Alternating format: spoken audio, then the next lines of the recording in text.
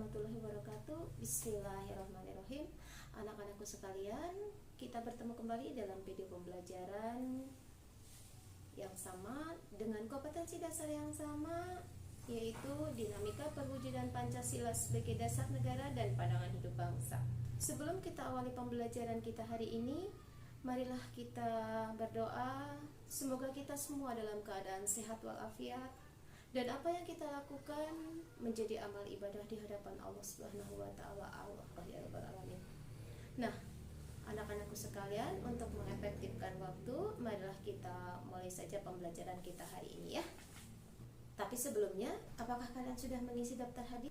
Bagi yang belum mengisi daftar hadir, segera mengisi daftar hadir ya. Kita mulai bagian yang kedua, yaitu dinamika nilai-nilai Pancasila sesuai dengan perkembangan zaman.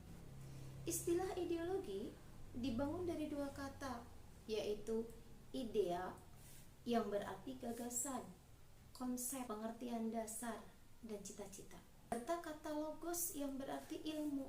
Kata idea berasal dari bahasa Yunani, yaitu eidos, yang berarti bentuk. Di samping itu ada pula kata idein yang artinya melihat. Dengan demikian, secara harfiah, ideologi berarti ilmu tentang pengertian dasar. Dinamika Pancasila sesuai dengan perkembangan zaman ini kita bagi menjadi beberapa bagian. Pertama yaitu masa politis, kemudian yang kedua masa ekonomi, dan yang ketiga masa reposisi dan aktualisasi Pancasila. Hakikat ideologi terbuka. Terdapat beberapa pendapat para pakar yang memberikan definisi ideologi. Di antaranya yang pertama Suryanto Puspowardoyo. Dia mengemukakan bahwa ideologi merupakan konsep pengetahuan dan nilai yang secara keseluruhan menjadi landasan bagi seseorang atau masyarakat untuk memahami jagat raya dan bumi seisinya, serta menentukan sikap dasar untuk mengolahnya. Yang kedua ada pendapat Mubiarto, mengemukakan bahwa ideologi adalah sejumlah doktrin kepercayaan dan simbol-simbol sekelompok masyarakat atau satu bangsa yang menjadi pegangan dan pedoman kerja atau perjuangan untuk mencapai tujuan masyarakat atau bangsa. Ada juga pendapat dari Padma Wahyono. Dia mengatakan bahwa ideologi merupakan kesatuan yang bulat dan utuh dari ide-ide dasar sebagai suatu kelanjutan atau konsekuensi logis dari pandangan hidup bangsa, dan akan berupa seperangkat tata nilai yang dicita-citakan akan direalisasikan dalam kehidupan kelompok. Ada juga pendapat dari Frans Magnus Suseno. Beliau mengatakan bahwa ideologi dalam arti luas dan dalam arti sempit.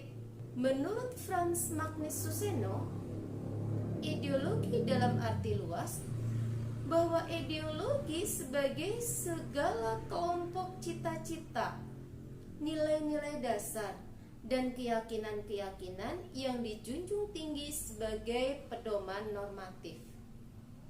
Sementara itu, dalam arti sempit, ideologi diartikan sebagai gagasan atau teori menyeluruh tentang makna hidup dan nilai-nilai yang mau menentukan dengan mutlak bagaimana manusia harus hidup dan bertindak. Kemudian ada juga dari sastra Prateja.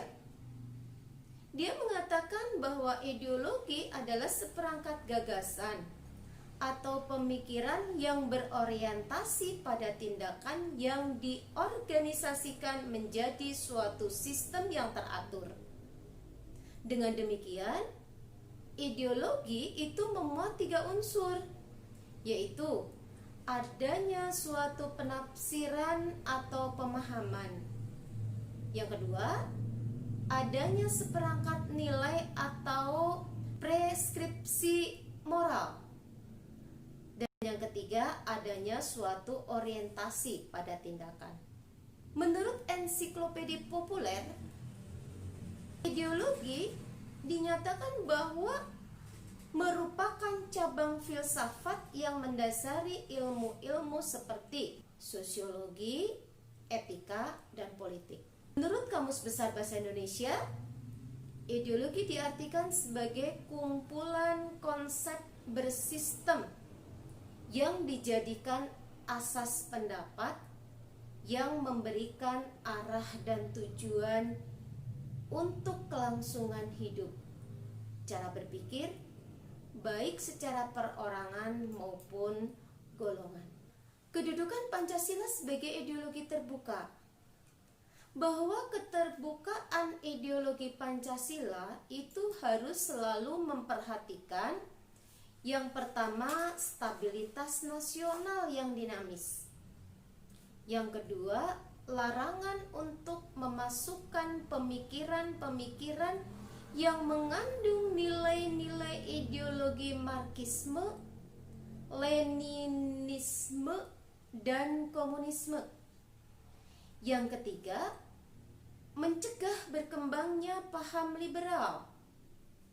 Yang keempat, larangan terhadap pandangan ekstrim yang menggelisahkan kehidupan masyarakat. Yang kelima, penciptaan norma yang harus melalui kesepakatan. Berdasarkan uraian di atas, keterbukaan ideologi Pancasila mengandung nilai-nilai sebagai berikut. Yang pertama, nilai dasar, yaitu hakikat kelima sila Pancasila. Adapun perwujudan nilai dasar Pancasila sebagai ideologi terbuka adalah sebagai berikut. Ada nilai ketuhanan dalam Pancasila, ada nilai kemanusiaan di dalam Pancasila, ada nilai persatuan di dalam Pancasila, ada nilai kerakyatan di dalam Pancasila, dan ada nilai keadilan di dalam Pancasila. Yang kedua yaitu nilai instrumental. Ini sebagai penjabaran dari nilai-nilai ideologi Pancasila berupa aturan perundang-undangan dalam lembaga pelaksanaannya. Dan yang ketiga adalah nilai praksis yang merupakan realisasi dari nilai-nilai instrumental berupa suatu pengalaman nyata dalam kehidupan sehari-hari dalam bermasyarakat, berbangsa, dan bernegara. Pancasila sebagai ideologi terbuka secara struktural itu memiliki 3 dimensi. Dimensi idealisme. Dimensi ini menekankan pada nilai-nilai dasar yang terkandung dalam Pancasila yang bersifat sistematis, rasional, dan menyeluruh. Pada hakikatnya bersumber pada filsafat Pancasila. Yang kedua, dimensi normatif. Dimensi ini mengandung pengertian bahwa nilai-nilai yang terkandung dalam Pancasila perlu dijabarkan dalam suatu sistem norma atau aturan.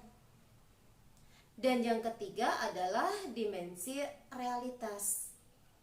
Dimensi ini mengandung makna bahwa suatu ideologi harus mampu mencerminkan realitas kehidupan yang berkembang dalam masyarakat. Ini materi terakhir. Perwujudan nilai-nilai Pancasila dalam berbagai kehidupan. Bahwa nilai-nilai Pancasila ini bisa kita wujudkan dalam berbagai kehidupan. Yang pertama, di bidang politik dan hukum. Yang kedua, di bidang ekonomi. Kemudian yang ketiga di bidang sosial budaya, termasuk pertahanan dan keamanan negara. Perwujudan nilai-nilai Pancasila dalam bidang politik dan hukum. Perkembangan bidang politik meliputi persoalan lembaga negara, hak asasi manusia, demokrasi, dan hukum. Pembangunan negara Indonesia sebagai negara modern, salah satunya adalah membangun sistem pemerintahan yang sesuai dengan perkembangan zaman. Lembaga negara dikembangkan sesuai dengan kemajuan dan kebutuhan masyarakat dan negara. Perkembangan lembaga negara dapat dilakukan berdasarkan pada lembaga yang sudah ada dalam masyarakat, menciptakan lembaga baru, atau mencontoh lembaga negara dari negara lain. Adapun lembaga negara baru sesuai dengan amandemen Undang-Undang Dasar Negara Republik Indonesia tahun 1945 adalah DPD, MK, dan KY. DPD itu adalah Dewan Perwakilan Daerah. MK adalah Mahkamah Konstitusi. Kemudian KY adalah Komisi Yudisial. Nah, lembaga baru ini haruslah sesuai dengan sistem pemerintahan yang berdasarkan nilai-nilai Pancasila. Nah, yang kedua, perwujudan nilai-nilai Pancasila dalam bidang ekonomi. Bahwa perekonomian disusun sebagai usaha bersama atas dasar asas kekeluargaan.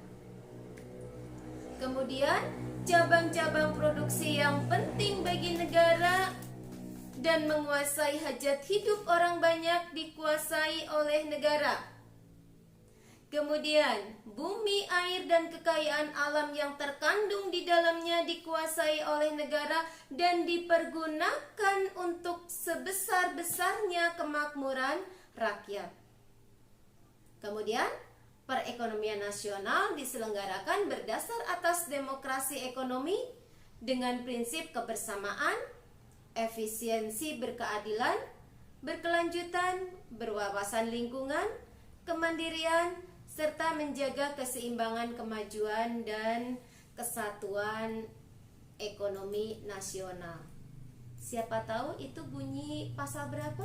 33. Pasal 33 Undang-Undang Dasar Negara Republik Indonesia. Nah, kemudian kita lanjutkan perwujudan nilai-nilai Pancasila dalam bidang sosial budaya, pertahanan, dan keamanan. Tujuan pembangunan nasional adalah terwujudnya masyarakat adil dan makmur berdasarkan Pancasila. Kita menghendaki terwujudnya masyarakat yang berdasarkan Pancasila. Masyarakat di sekitar kita selalu mengalami perubahan sosial dan budaya. Agar perubahan tersebut tetap terarah pada terwujudnya masyarakat berdasarkan Pancasila, sistem nilai sosial dan budaya masyarakat harus dikembangkan sesuai dengan nilai-nilai Pancasila. Misalnya, gotong royong, tenggang rasa. Nah, perwujudan nilai-nilai Pancasila dalam bidang pertahanan dan keamanan sekarang. Pembangunan dalam bidang pertahanan dan keamanan secara jelas dinyatakan dalam Undang-Undang Dasar Negara Republik Indonesia tahun 1945 pada pasal 7 ayat 3 yang menyatakan bahwa pembelaan negara merupakan hak dan kewajiban setiap warga negara. Juga di dalam pasal 30 ayat 1 Undang-Undang Dasar Negara Republik Indonesia tahun 1945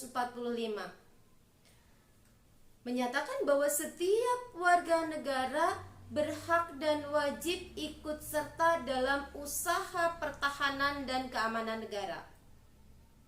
Usaha pertahanan dan keamanan negara Indonesia dilaksanakan melalui sistem pertahanan dan keamanan rakyat semesta.